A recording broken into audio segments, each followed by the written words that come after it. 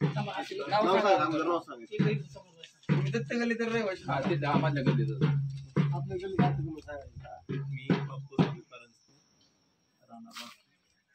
सद्यस्थिती अशी कंडिशन आहे की आम्हाला आता सद्यस्थितीमध्ये गावामध्ये जाता येत नाही. प्रशासनाने आमची दखल घ्यावी, वाटल्यास प्रत्यक्ष येऊन पाहावे. सध्याची कंडिशन अशी आहे की सध्या आमची 2 व्हीलर सुद्धा गावात जात नाही. ती आमची सध्याची कंडिशन आहे. मुलांना पाहिलं तर शाळेच्या समोर येऊन पाहायचं झालं तर शाळेच्या समोर सुद्धा असे मुलं आता सध्या आमच्या शाळेत जाऊ शकतात. नमस्कार, तिथला व्हिडिओ भेटला ना. तालुक्यामधील वाकी, दैठणा आणि पिंपळसुट्टी या ग्रुप ग्रामपंचायतचे वाकी येथील ग्रामस्थ दैठणा येथील ग्रामपंचायत कार्यालयासमोर आज सकाळपासून आमरण उपोषणास बसले आहेत. तुम्ही आज सकाळपासून आमरण उपोषण करताय, काय मागणी आहे तुमची, कशासाठी हे उपोषण सुरू आहे? वाकी येथील प्राथमिक शाळा वाकी या रोडवर अतिक्रमण झालेलं आहे. काही लोकांनी अतिक्रमण केलेलं असल्यामुळं आम्ही त्यांना म्हणजे शाळेचं बी अतिक्रमण आहे, अलीकडला रोड आहे आणि दत्त गल्ली म्हणून आहे आमची कारंजकरची आहे ती बी. सर्वांना आम्ही विनंती केलेली पहिल्यापासून किंवा हे अतिक्रमण रोडचं काढा. वैयक्तिक अतिक्रमणला आम्ही कधी काही कोणाला बोललेलं नाही, पण रोडचे अतिक्रमण असल्यामुळं शाळेचा भाताला जाणाऱ्या गाड्या, परत जे प्रशासक जे येणारे इलेक्शनच्या गाड्या, सर्व गाड्या जाणाऱ्या त्यांना सगळ्यांना अडचण येते. त्याच्यामुळे वारंवार त्या लोकांना आम्ही सांगून बी त्यांनी ते अतिक्रमण काढलेलं आहे. लेखी स्वरूपात अगोदर मागणी केली होती? लेखी स्वरूपात बी केलेली आहे आम्ही. बीडीओ साहेब, बागल साहेब येऊन गेले, तर त्याच्यानंतर ग्रामसेवक येऊन गेले, पण त्याच्यानंतर कुणी दखल घेतली नाही, त्यांना नोटीस नाही पाठवली आणि काही नाही आणि केलं.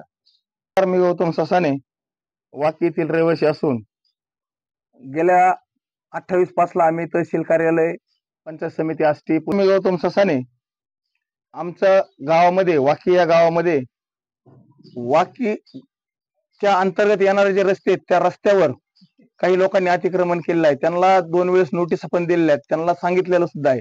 बीडीओ साहेबांनी स्वतः सांगितलेलं आहे, ग्रामसेवकनी स्वतः सांगितलेलं आहे, सरपंचांनी सांगितलेलं आहे.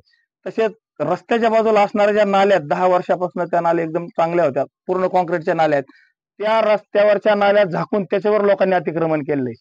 त्याचा परिणाम असा झाला की पावसाळ्यात जी निचरा होणारं सांडपाणी ते सगळं गल्लोगल्ली साचून मच्छरडास झालेले आहेत. आमच्या भीमनगरमध्ये जो एक बोर आहे त्या बोर मधून अक्षरशः पाण्यातून आळ्या निघतात. त्याच्यामुळे आम्ही निवेदन देऊन सुद्धा आमची प्रशासनाने कोणी दखल घेतलेली नाही. आम्ही त्यांना विनंती केली की आम्ही 3 तारखेला उपोषणाला बसणार आहे. जोपर्यंत आमचं प्रशासन दखल घेत नाही तोपर्यंत आम्ही या ठिकाणून उठणार नाही. त्याची प्रशासनाने आमची काळजी घ्यावी आणि आमच्या गावातील नागरिकांना योग्य तो न्याय द्यावा, जेणेकरून आज सगळे रस्ते बंद झाल्यामुळे आमच्या गावातील शाळेतल्या मुलांना सुद्धा शाळेत जात येत नाहीत. सगळे खड्डे पाडलेले आहेत. गावातून कोणाला जर पाहून आलं तर त्याची मोटरसायकल गाडी कुठेतरी दुसऱ्याच्या रानात नेऊन लावावी लागते. त्याच्यामुळे प्रशासनाने आमची योग्य ती कारवाई दखल घेऊन संबंधित अतिक्रमण धारकावर योग्य ती कारवाई करावी.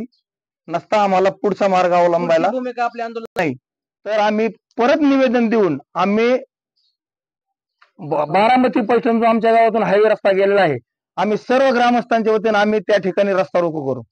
आलेलं नाहीये आणि आम्ही वारंवार सांगून बी ते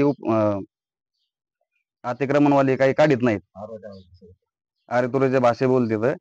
आणि प्रशासनाने याची लवकर दखल घेऊन लवकरात लवकर याचा मार्ग काढावा, कारण की लहान मुलांची शाळा आहे आमच्या तिथं, त्यांना जायलाच तिथं मार्ग नाहीये. कसल्याही प्रकारचे 2 व्हीलर आमच्या गावात जात नाही. मोठी गाडी जायचं तर लांबच राहिलं. आणि जे नाले असतात त्या नाल्यांवरच लोकांनी घरं बांधलीत. आमचं म्हणणं असं आहे की नाल्यांवरच नाल्या मोकळ्या करावं आणि जे सार्वजनिक रोड आहे तेवढे मोकळे करावं, एवढीच विनंती शासनाला. लवकरात लवकर त्यांनी मार्ग काढावा. ग्रामस्थांनी नाल्यावरती घराचे बांधकाम करून अतिक्रमण केलं आहे. यामुळे ग्रामस्थांच्या आरोग्यास धोका निर्माण होत असून प्रशासनातील अधिकाऱ्यांनी देखील सकाळपासून उपोषण सुरू असून अद्यापर्यंत भेट दिली नाही. याच्यावरती प्रशासनाने तात्काळ अतिक्रमणधारकावरती कारवाई करावी, अन्यथा तीव्र स्वरूपाचं आंदोलन करणार असल्याचा इशारा येथील ग्रामस्थांनी दिला आहे.